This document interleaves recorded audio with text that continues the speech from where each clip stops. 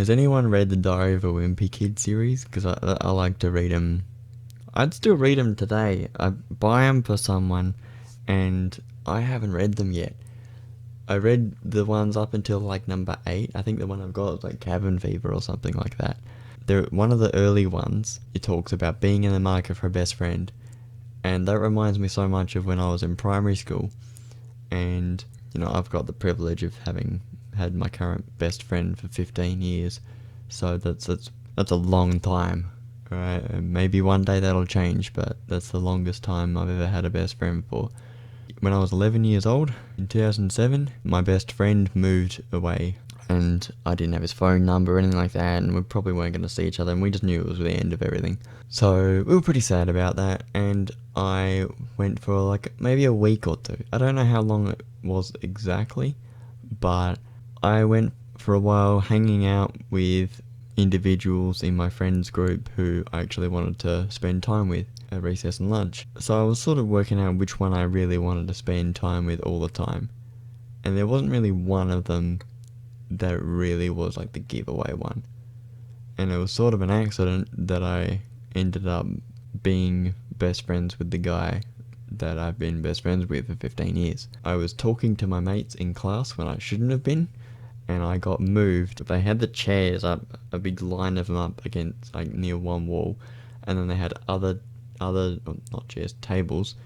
They had desks, like, lined up against the wall, but then the chairs behind them, backs against the wall. And then the other parts were table and chairs, table and chairs, table and chairs.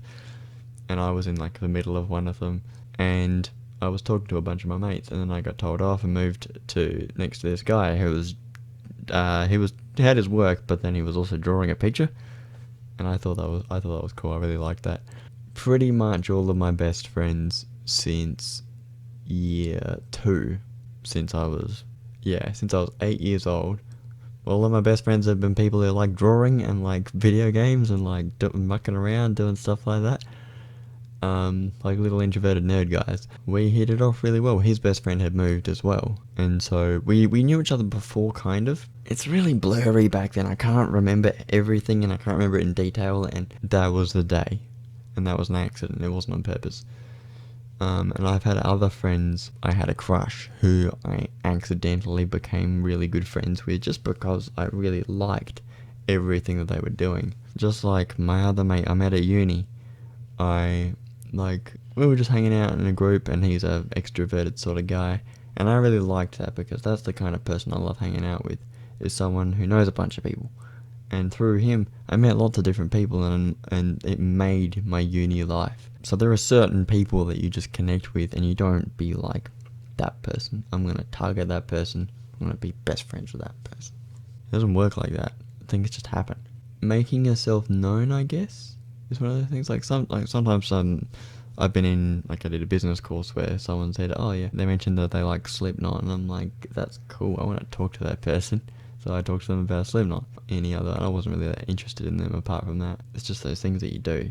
Someone mentions something, you talk to them about something. Sometimes you gotta push, because sometimes people don't want to say anything. What are you interested in? And they'll be like, oh yeah, I do this and I do that. And you'll be like, oh yeah, I love that too. And then you talk about it. I think it really matters making that little effort to talk to people and get to know them, and if they just won't budge on something, it's their own fault, right? They're the ones that are making it hard, and they're probably not people that you want to associate with anyway. The good people are the people who open up a little bit and let you in and give you a go.